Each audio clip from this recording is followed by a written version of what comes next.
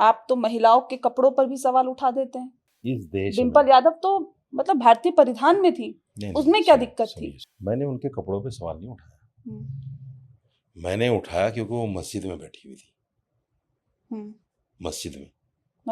मस्जिद के बाहर कोई लड़की कितने भी कपड़ों में घूमे, मुझे क्या लेना देना उससे। हमें बुरा लगेगा, हम अपनी नजरें नीची कर लेंगे, इतना ही तो होगा। यही करना भी चाहिए, क्योंकि लोकतांत्रिक देश है। यहाँ किसी खाने पहनने पे तो नहीं एतराज किया जा सकता। लेकिन अगर आप मेरी मस्जिद में जाएंगी और उस मस्जिद का अनादर करेंगी तो उस पर तो बात होगी। क्या अनादर किया था? यही अनादर है। क्या? एक तो वो सर खुले हुए बैठी हुई थी, प्लस जो फोटो उनके एमपी धर्मेंद्र प्रधान ने खींच कर डाला और जिस एंगल से वो फोटो लिया वो गलत था। उनकी पीठ दिख रही थी, उनकी कमर दिख रही थी। देखिए होता क्या है, जब आप आस्था की जगह पर जाओ तो उन आस्थाओं का भी सम्मान करो। सवाल डिम्पल यादव पे इसलिए उठा क्योंकि वो एमपी हैं, एक जगह को रिप्रेजेंट करती हैं, अपने पूरे क्षेत्र को, प्लस वो अखिलेश यादव की बीवी हैं जो एक पूरी पार्टी को रिप्रेजेंट करते हैं। ऐसे खास आदमी से छोटी मोटी गलतियों पर भी टोका जाता है उसको। भाई आप भी, आपको तो ये सारी चीजें पता होना चाहिए। एक आम आदमी कोई गलती कर दे उसको, साजिद जी को क्या क्यों इतनी तकलीफ हुई? इतने मौलाना है देश में, इतने धर्मगुरु है देश में, जो मस्जिद में वो बैठी हुई थी वहां पे भी कई धर्मगुरु थे, फिर आपको दिक्कत क्यों हुई? आपने ही क्यों इस पर सवाल उठाए? मस्जिद में जो धर्मगुरु था वो उनका गुलाम था, उनका एमपी था, धर्मगुरु थोड़ा ही था वहां।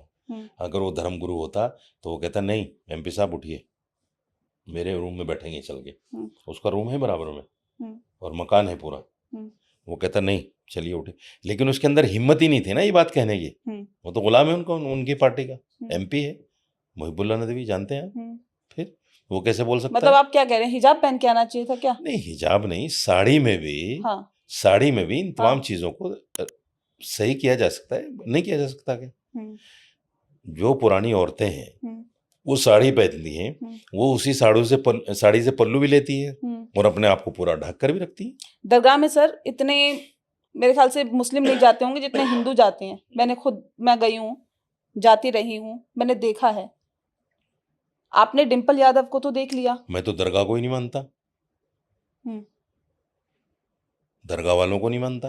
वो मुसलमान नहीं है, इस्लाम में है ही नहीं ये चीजें। भाई अगर आप सजदा करोगे अल्लाह के अलावा किसी को तो इस्लाम कहाँ है? तो जितने ये दरगाहें हैं सबको हटा देना चाहिए। बिल्कुल अवैध है ये सारी। नहीं, बात वैध अवैध तो कानून तय करेगा, लेकिन इस्लामिक आस्थाओं के हिसाब से गलत है। तो फिर अगर हटाई जाती है तो फिर इतना हो हल्ला क्यों होता है? कौन कर रहा है? किसी ने भी नहीं किया। दरगाह हटाई जाती है, हो हल्ला नहीं होता। दरगाहों पर कोई नहीं बोलता, बताओ किसी का बयान हो तो। दिल्ली में कितनी दरगाहें हटाई गई? दरगाहों पे कोई नहीं बोलता, हाथ लगाए। मस्जिदों पे बोलता है, मस्जिद पे बोला जाता है। अगर मस्जिद भी अवैध है तो उस पर भी नहीं बोलना चाहिए। अगर मस्जिद अवैध है, आपने जगह खरीद कर नहीं बनाई या आपकी अपनी निजी जगह नहीं थी और आपने सरकारी जगह पे बना ली, अगर वो हट जाए तो उस पर कोई नहीं बोलता और बोलना भी नहीं चाहिए। इस्लाम इजाजत देता है कि महिलाओं के परिधान पर सवाल उठाए जाए? सवाल जब होता है जब एक खास आदमी खास जगह पहुंचे। दुनिया घूम रही है, कौन किसी को क्या कह रहा है, कोई किसी को नहीं कहता। मेरा बयान कभी सड़क चलती हुई लड़की के बारे में सुना आपने कि भाई कैसे कपड़े पहन के जा रही है? मुझे क्या लेने देना। चूंकि मैं एक इस्लामिक स्कॉलर हूँ, एक मौलवी हूँ, मैंने दीन को पढ़ा है, 12 साल मैंने उसको प्रैक्टिस किया है और आज भी प्रैक्टिसिंग मुसलमान हूँ। तो क्या मेरी जिम्मेदारी नहीं बनती अगर मस्जिद में कोई आदमी बैठा है उसके बारे में ये कहा जाए कि भाई ऐसे नहीं ऐसे बैठ जाओ? मैंने तो सिर्फ यही तो कहा कि भाई जो मस्जिद की मर्यादा थी उसके खिलाफ है ये चीज। आपने सनातन बोर्ड का विरोध किया था। मैंने सनातन बोर्ड बन ही नहीं सकता। क्यों नहीं बन सकता? बिल्कुल नहीं बन सकता। इसलिए नहीं बन सकता, ना तो हिंदुओं के अंदर जमीन वक्फ करने की प्रथा है, ना उनकी जमीनें हैं अभी ऐसी। हमारे यहाँ तो प्रथा है, 1400 साल पहले से हमारे यहाँ ये प्रथा है, हम अपनी जमीनों को दान करते हैं अल्लाह के नाम पर और वो ज़मीनें जो दान होती हैं वो हम्म, सिर्फ इसलिए होती हैं कि जो गरीब मुसलमान हैं उनके उत्थान के लिए काम हो। लेकिन बदकिस्मती ये रही कि 1947 के बाद में जब 1964 में हम्म, वक्फ बोर्ड बना हम्म, और 70 में गजट आया, हम्म, उसके बाद से हम्म, हमारे सारे वक्फ बोर्ड गवर्नमेंट के पास हैं, मुसलमान के हाथ में आया ही नहीं कभी। सरकार ने जिस तरह चाहे लूटा उसको। कांग्रेस सरकार ने, मेरे पास लिस्ट है पूरी, अगर वक्फ बोर्ड पर आप बताती मुझे तो मैं लेके आता, 250 बीघे जमीन है दिल्ली में, 250 बीघा, गज नहीं, बीघा, और वो बिल्कुल प्राइम लोकेशन पर है। उसका किराया ही अगर आज के सर्किट रेट के हिसाब से जोड़ें तो करोड़ों रुपया होता है। कांग्रेस ने लूटा। कांग्रेस ने लूटा हुआ है। दिल्ली सरकार, उसकी एजेंसियां, केंद्र सरकार, उसकी एजेंसियां, यानी रेलवे हम्म, और दूसरी चीजें, सबके पास है, सबके पास है, आज भी है। वक्फ कानून में अगर संशोधन की बात आती है तो आप लोग उसका विरोध करते हैं। नहीं, वक्फ कानून में संशोधन की बात हम इसलिए करते हैं कि देखिए, एक तो सबसे पहले तो वक्फ मुसलमान को देना चाहिए। जैसे गुरुद्वारा प्रबंधक कमेटी है, वो हम्म, अपने गुरुद्वारों को, अपनी ज़मीनों को, अपनी बातों को इस्तेमाल करते हैं, सही। और आप देखें उसका नतीजा क्या हुआ, ये हुआ कि आपको कोई सिख रक्षा चलाता हुआ नहीं मिलेगा, हम्म, जूती गांठता हुआ नहीं मिलेगा, पंचर लगाता हुआ नहीं मिलेगा। हम्म, उन्होंने उस गुरुद्वारा प्रबंधक कमेटी के मैनेजमेंट की वजह से अपने तमाम गरीबों को कारोबार करा दिए, क्योंकि सारा पैसा उनके हाथ में है, उनकी कम्युनिटी का। वक्फ बोर्ड का पैसा तो मुसलमान के हाथ में है ही नहीं, सरकार के हाथ में है सारा। सरकार चेयरमैन बनाती है, सरकार मेंबर बनाती है, सरकार के कर्मचारी वहां हैं। मुसलमान तो चाह के भी उसमें से कुछ नहीं ले सकता, चाहकर भी कुछ नहीं ले सकता। और ये जो हवा बनाया गया है वक्फ बोर्ड के लिए कि वक्फ बोर्ड जहां हाथ रख दे वो जमीन उसकी हो जाती है, हम्म, ये झूठा नैरेटिव है बिल्कुल।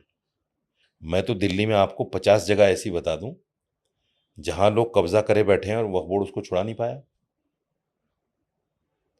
वक्फ बोर्ड में तो इतना भी दम नहीं कि अपने किराएदार से किराया ले ले जाके, ये मैं सही बता रहा हूं आपको, इतना भी दम नहीं है। अगर कोई किराएदार के पास कोई किराया लेने आए और वो उसको धमका दे और एक तमाचा लगाए उसको दबा के और कहीं यहाँ मत आना दोबारा, तो वहां कोई नहीं जाता, कोई कर्मचारी नहीं जाता। इतना तो कमजोर है वक्फ बोर्ड। और ये इल्जाम लगा रहे हैं कि साहब जहां हाथ रख दिया वो जगह उसकी हो जाती है। ये झूठा नैरेटिव, बिल्कुल झूठ। जैसे वो झूठ था कि मंदिर तोड़ के मस्जिद बनी है, जिसको सुप्रीम कोर्ट ने अपने फैसले में कहा कि हमें ऐसा कुछ सबूत नहीं मिला कि मंदिर तोड़ के मस्जिद बनी। ऐसा ही झूठ ये वक्फ बोर्ड के लिए है। ठीक है। देखिए, आप अक्सर गंगा जमुनी तहजीब की बात करते हैं और आपके कुछ बयानों में हिंदू देवी देवताओं के प्रति अनादर का भी आरोप लगा है। मैंने कभी नहीं किया, मैं धर्म पर बात ही नहीं करता। आपने देखा, अभी धर्म की बात की आपने, मैंने कहा नहीं धर्म पर बात नहीं करता, मैं धर्म पे बात ही नहीं करता। मैं हिंदू पे बात करता हूँ, मुसलमान पे बात करता हूँ, लेकिन धर्म पे बात नहीं करता।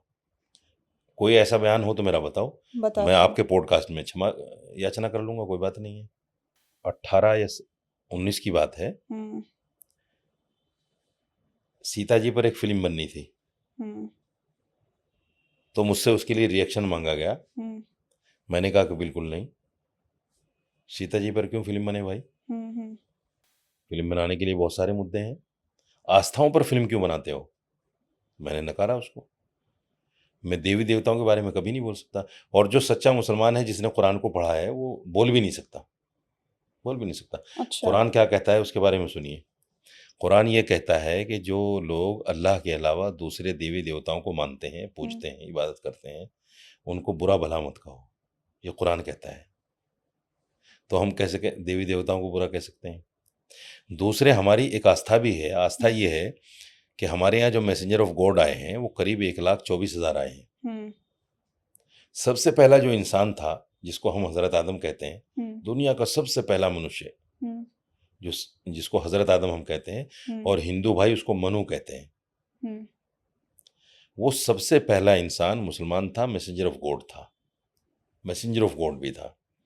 उनके बाद में 1,40,000 पैगंबर, मैसेंजर ऑफ गॉड, यानी हजरत मोहम्मद साहब आखिरी मैसेंजर ऑफ गॉड है। नहीं, आपने ये बात कही थी या नहीं कही थी कि हिंदू जिन देवी देवताओं की पूजा करते हैं उसी का रेप करते हैं, ना ना उसी ना, देवी ना। का रेप करते हैं। मैंने ये कहा था, मेरा बयान सुनिए पूरा। हाँ। आप औरत को लक्ष्मी मानते हैं, हम्म, औरत को लक्ष्मी मानते हैं ना हिंदू, हम्म, और लक्ष्मी नाम की देवी भी हैं, हैं? फिर औरत के साथ रेप क्यों होता है?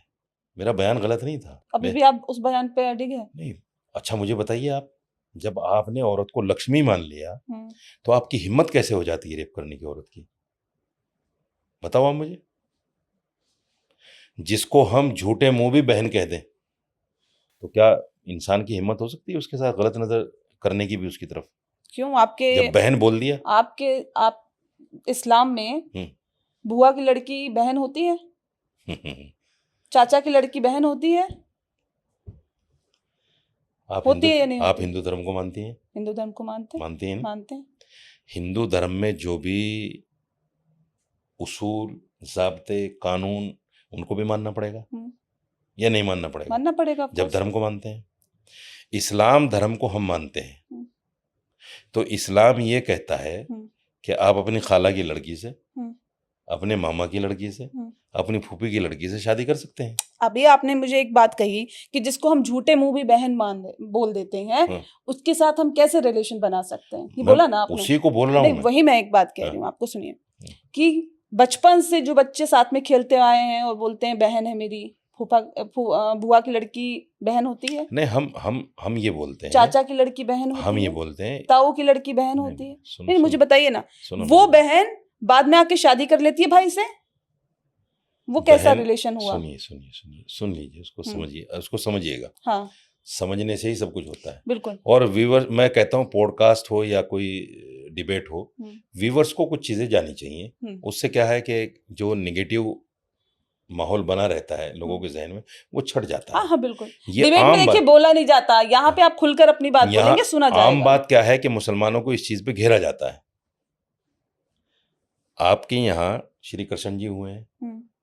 नहीं, पहले मेरे उस सवाल का जवाब दीजिए। नहीं, आप फिर वही हिंदू पे आ गए, देवी देवताओं पे आ गए। पहले इसका जवाब दीजिए कि वो बहन नहीं है क्या? हमारे यहाँ महरम गैर महरम दो चीजें हैं। उसको समझ लीजिए जो मैं बता रहा हूँ। हाँ। महरम वो हैं जिनसे शादी नहीं हो सकती। अच्छा। वो महरम की कैटेगरी में आते हैं। गैर महरम वो हैं जिनसे शादी हो सकती है। उस गैर महरम की कैटेगरी में खाला की लड़की, फूफी की लड़की और मामा की लड़की गैर महरम की कैटेगरी में आती हैं। चाचा की लड़की, चाचा की लड़की भी आती है, ताऊ की लड़की बिल्कुल आती है। एक परिवार में, लेकिन जॉइंट फैमिली रहते हैं। सुन लीजिए, मैं बता रहा हूँ, उसको सुनिए, उसको समझिए। हाँ, समझ रहे। जिस बिरादरी से मैं आता हूँ, आज भी नहीं करते हम चचा की बेटे के साथ, चचा की बेटे के साथ नहीं करते। हालांकि मैं ये कहता हूँ अपने समाज में बैठकर, भाई और बहन है तो दोनों एक ही माँ के। जब हम बहन की बेटी के साथ अपने बेटे की शादी कर सकते हैं तो भाई के बेटे के साथ क्यों नहीं करते? क्यों नहीं कर सकते? इस्लाम में जायज है, इस्लाम में जायज है, कर सकते हैं शादी उससे। लेकिन मेरी बिरादरी में, जब मैं जिस बिरादरी से आता हूं, असल में चूंकि यहाँ मुसलमान सारे कन्वर्टेड हैं, सारे मानते हैं आप? अरे इसे मानने जैसी क्या चीज है? लोग नहीं मानते ना सर। कौन नहीं मानता? पहले आप हिंदू थे। जो बेवकूफ है वो नहीं मानता। पहले आप सनातन धर्म से जुड़े हुए थे। अब आप दूसरी तरफ मत ले जाइए, अभी पहले इस पे तो रहिए। कन्वर्टेड है ना? मैं ये कह रहा हूँ, ठीक है, इस पे आएंगे। मैं ये कह रहा हूँ कन्वर्टेड हैं, और कुछ हिंदू रस्मों रिवाज आज भी हमारे अंदर हैं, आज भी हैं। मैं देखिए मौलवी हो गया, मैंने पढ़ लिया, कुछ रस्में ऐसी हैं जो मैं आज भी चाहकर भी अपनी बिरादरी से नहीं निकाल सकता है। कुछ चीजें मैंने अपनी दादी को देखा है, हमारे यहाँ गाय भैंस होती थी, अब भी हैं, तो जो गाय या भैंस बच्चा देती थी, उसका जो पहला दूध जब वो उसको बिलोती थी, उससे जो घी निकलता था वो माड़ी के ऊपर चढ़ाती थी जाके दादी हमारी। हालांकि जायज नहीं है, लेकिन चूंकि वो जो हिंदू रस्मों रिवाज चले आ रहे हैं बाप दादाओं के टाइम से, वो कर रहे हैं लोग फॉलो आज भी। भाई की बेटी के साथ मेरे बेटी की शादी हो सकती है, यानी ताऊ चचा में हो सकती है, इस्लाम में जायज है। अच्छा मुझे एक बात बताइए, एक मैं जिस परिवार इस्लाम को सबसे बड़ा फंडा क्या है कि जिस इस्लाम को मैं मानता हूँ, हम्म, अगर उस इस्लाम ने उसको जायज कह दिया हम्म, तो वो जायज है, फिर आप उसको लाख कहो नाजायज है, हम्म।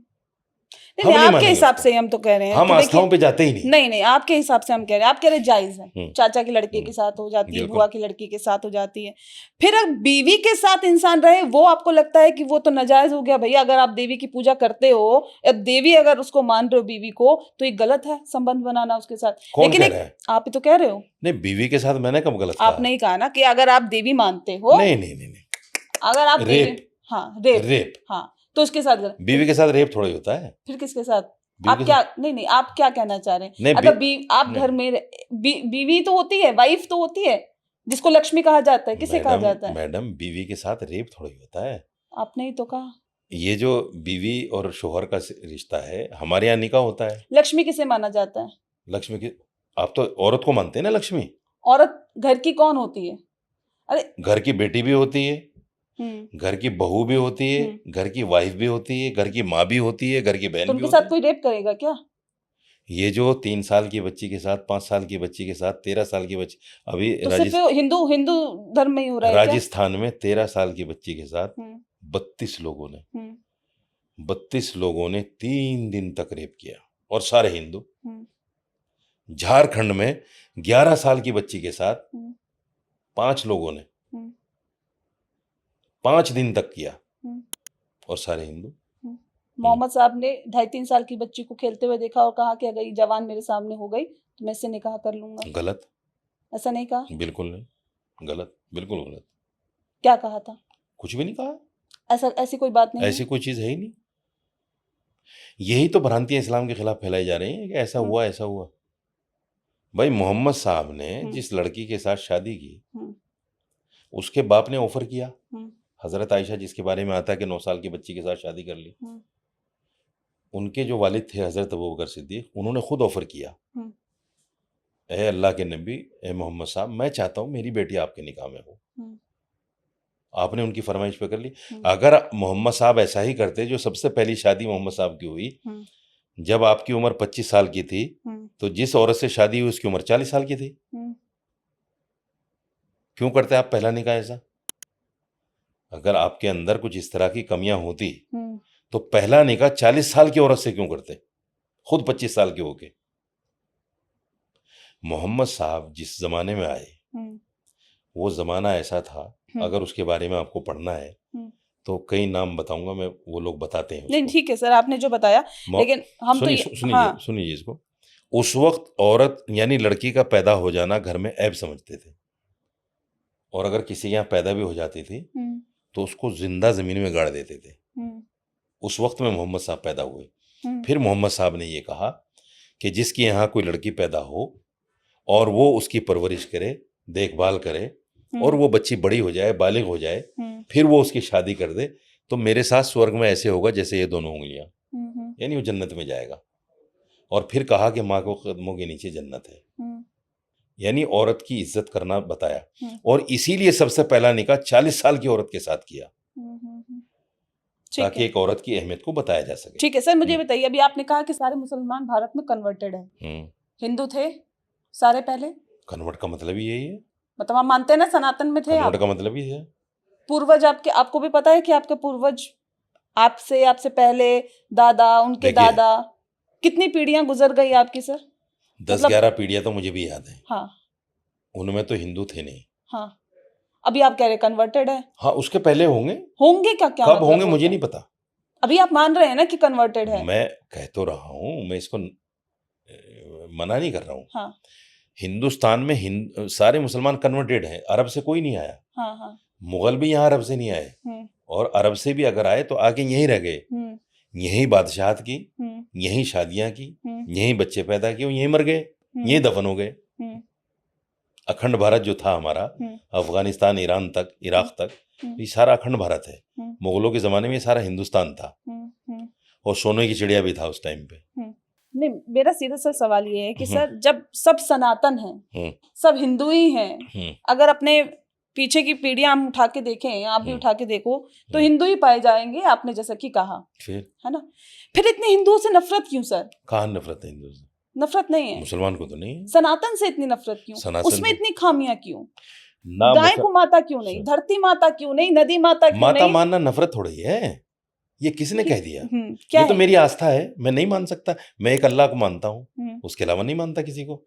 माँ जिसने हमें 9 महीने पेट में रखा, हम्म, जिसके पैरों के नीचे जन्नत है, हम्म, हम तो उसकी भी वंदना नहीं करते। हम्म, वंदना नहीं करते उसकी, हम्म, खिदमत करते हैं उसकी, अच्छा, सेवा करते हैं उसकी, हम्म, लेकिन वंदना नहीं करते। हम्म, ये वंदना का कॉन्सेप्ट तो आपके यहाँ है हम्म।